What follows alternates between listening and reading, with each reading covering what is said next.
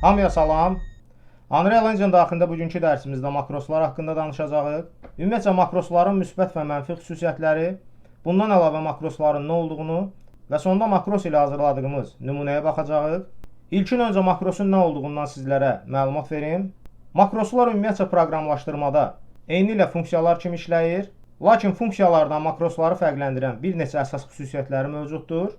Misal üçün, makroslar funksiyalardan fərqli olaraq heç bir gecikmə vermir. Yəni, makrosun daxilindəki kod ümumi kodda ardıcılığa birləşərək emal olunmağa başlayır və bunun nəticəsində də koda heç bir gecikmə vermir. Lakin funksiyalardan bildiyimiz kimi, funksiya öz daxilindəki kodu tam icra edib bitirənə qədər çıxış parametrinə siqnal ötürmürdü. Bundan başqa makrosların daxilində icra edici bloklardan deyil, əsasən məlumat ötürücü bloklardan istifadə olunur. Lakin buna baxmayaraq, makrosların daxilində icra edici bloklardan da istifadə oluna bilər. Makrosların mənfi cəhətinə gəldikdə isə, makrosların funksiyalar kimi qloballıq xüsusiyyəti yoxdur. Yəni, makros yalnız və yalnız təyin olunduğu klass daxilində funksionallıq göstərir.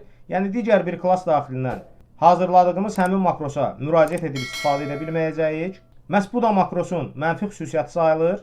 İndi isə mühərrik daxilində makrosları necə təyin edib istifadə edə biləcəyimizi öyrənək. Bunun üçün istənilən klass redaktoru daxilinə keçid edirik. Bizim nümunədə Level Blueprint redaktorundan istifadə edəcəyəm. Burada hər bir klass redaktoru daxilində olduğu kimi My Blueprint bölümündə makroslar bölümünü görürük. Və burada biz üstəgəl işarəsinə hər dəfə klik etdiyimiz zaman bu klass daxilinə yeni bir makros əlavə edirik. Misal üçün, burada üstəgəl işarəsinə klik edirəm və daha sonra makrosumuzu adlandırırıq. Makrosumuzu adlandırdıqdan sonra makrosumuzun redaktoru daxilində giriş və çıxış bloklarını biz burada görürük. Eyni ilə funksiyada olduğu kimi makroslarımıza da giriş və çıxış parametrlərini bu bölümdən mənimsədib istifadə edə bilirik. Təbii ki, istənilən tipdə. Video dərsimizin uzun alınmaması üçün əvvəlcədən hazır bir makros nümunəsi hazırlamışam. Bunun üçün Double Click adlı oyun mexanikasından istifadə etmişəm. Ümumiyyətcə bir çox oyunda geniş istifadə olunan bir oyun mexanikası sayılır. Yəni, biz mouse ilə cüt klik etdiyimiz zaman istənilən bir əməliyyatı yerinə yetirə bilərik. Tək klik etdiyimiz zaman isə digər bir əməliyyatı yerinə yetirə bilərik. Bunun üçün bir ədəd buraya makros əlavə etmişəm. Makrosumuz üçün uyğun adlandırmanı həyata keçirmişəm və daha sonra belə bir funksionallıqdan istifadə etmişəm. Əvvəlcə bir ədəd klik adında integer tipində dəyişən təyin etmişəm və dəyişənimizin details bölümünə nəzər saldıqda default dəyərimiz 0 olaraq qalır. Daha sonra bu dəyişənimizi bir-bir artırırıq bu şəkildə və yenidən dəyişənimizin özünə set edirik. Növbəti olaraq burada bir ədəd delay adlı gecikmə funksiyasından istifadə edirik və burada gecikmə zamanlamasını təyin edirik. Burada təyin etdiyim 0,25 qədər gecikmə zamanlaması ümumi qəbul olunmuş cüt klik üçün gecikmə zamanlaması sayılır.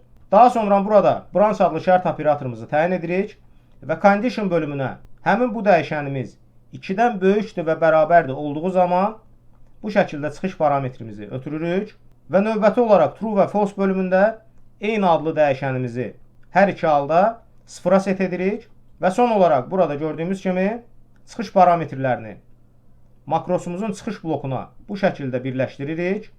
Çıxış bloku üzərinə klik edib bu çıxış parametrlərimizi istəyə uyğun olaraq adlandıra bilərik. Bundan əlavə makrosların funksiyalarından digər üstün cəhəti bundan ibarətdir ki, biz makroslar daxilində təyin edəcəyimiz giriş və çıxış parametrlərini nəinki burada parametr olaraq, eyni zamanda icra edici pin olaraq da təyin edib istifadə edə bilirik.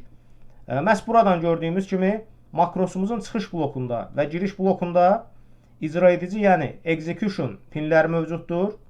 Məhz bu parametrləri buraya əlavə edərək icra edici pinləri biz burada istifadə edə bilirik. Lakin təbii ki, funksiyalarda bu belə deyildi. Makrosumuz daxilində funksionallığımızı tamamladıqdan sonra alınan nəticələri compile edirik və event graph bölümünə keçid edirik. Burada mouse'umuzun sol düyməsini input olaraq təyin etmişəm və daha sonra öz hazırladığımız makrosumuzu redaktorumuza gətiririk və gördüyümüz kimi kodda ardıcılığa birləşdiririk. Biz mouse ilə cüt klik etdiyimiz zaman səhnədə əvvəlcədən təyin etdiyim koordinat nöqtəsində kubları spawn edəcəyik. Bundan əlavə mouse ilə tək klik etdiyimiz zaman isə həmin koordinat nöqtəsində kubları deyil, konusları spawn edəcəyik.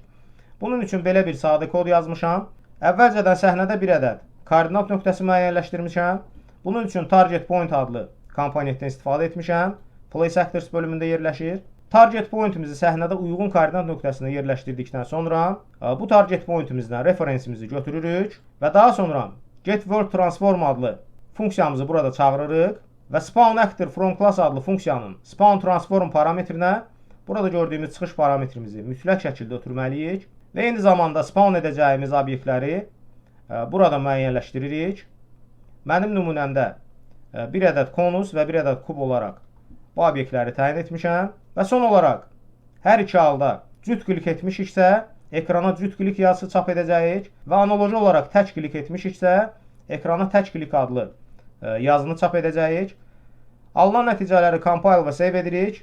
Səhnədə hazır nümunəyə baxırıq.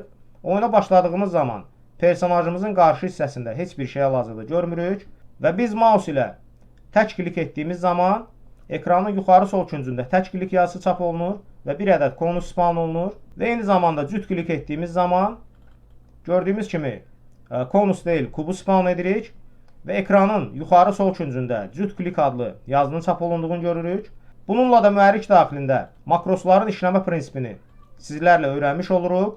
Ümumiyyətcə proqramlaşdırmada və ümumilikdə oyun proqramlaşdırılmasında makroslardan da geniş istifadə olunur. Məhz dediyimiz kimi makrosların daxilində əsasən icra edici bloklar deyil, məlumat ötürücü bloklardan əsasən istifadə olunur və makrosların funksiyadan dediyimiz kimi ən böyük mənfi cəhəti isə bundan ibarətdir ki, makroslarımız yalnız və yalnız təyin olunduğu klass daxilində funksionallıq göstərir. Lakin funksiyalarda bu belə deyildi. Biz bu funksiyaları istənilən digər klass daxilindən həmin bu klassımıza istinad edərək çağırıb istifadə edə bilirdik. Bununla da dediyimiz kimi mühərrik daxilində makrosların işləmə prinsipini öyrənmiş olduq. Kanalımıza abunə olmağı və videolarımızı bəyənməyi unutmayın. Bugünkü dərsimiz bu qədər. Hamıya uğurlar.